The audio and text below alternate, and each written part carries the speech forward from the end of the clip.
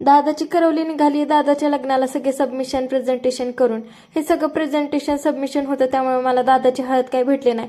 पण जे पण मला त्याचे व्हिडिओ भेटले ते मी तुम्हाला दाखवते. आणि हे व्हिडिओ बघून तुम्हाला पण खूप जास्त भारी वाटेल, जसं मला पण भारी वाटलं. मला भारी पण वाटलं आणि वाईट पण वाटलं, कारण एवढी छान हळद मी मिस केली आणि माझा हा डान्स पण मिस झाला.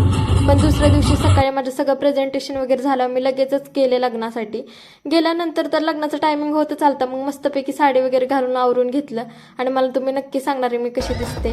मला ही साडी इतकी आवडलेली. त्यानंतर वरात होती, त्यामुळे वरातीत मी नाचून घेतला. हळदीचं सगळं कसं मी वरातीत काढला. आणि बाकी तुम्ही स्टेज डेकोरेशन तर बघू शकता, एक नंबर झालेलं. आणि त्यानंतर झाली नवरदेवाची एंट्री, म्हणजे माझ्या दादाची एंट्री. आणि मग लगेचच वहिनीची एंट्री झाली आणि मग दोघं सोबत स्टेजवरती गेली.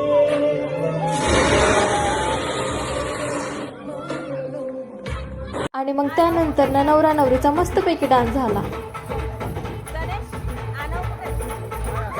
आणि साडी घालून मस्तपैकी आवरल्यानंतर ना स्वतःचे स्नॅप काढत बसणं म्हणजे मॅन्डेटरी, तेच माझं काम चाललेलं.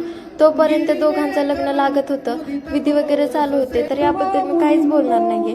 त्यामुळे हा मोमेंट तो तुम्हीच बघा आणि त्यानंतर ना व्लॉग कसा वाटला ते तुम्ही मला नक्की सांगा.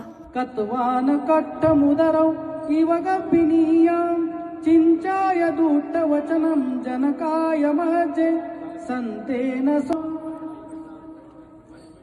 सा